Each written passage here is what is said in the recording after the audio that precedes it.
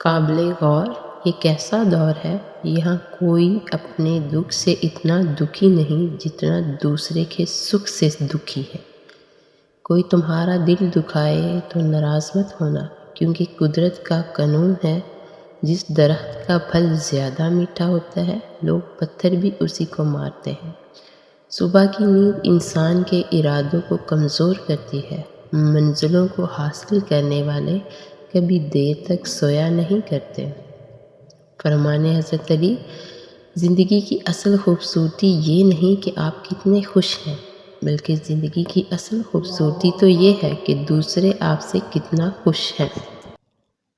کوئی آپ سے 2 قدم پیچھے ہٹے تو آپ اسے ہمیشہ خوش رہنے کی دعا دے کر 4 قدم پیچھے ہٹ جائیں، زندگی سکون سے گزرے گی۔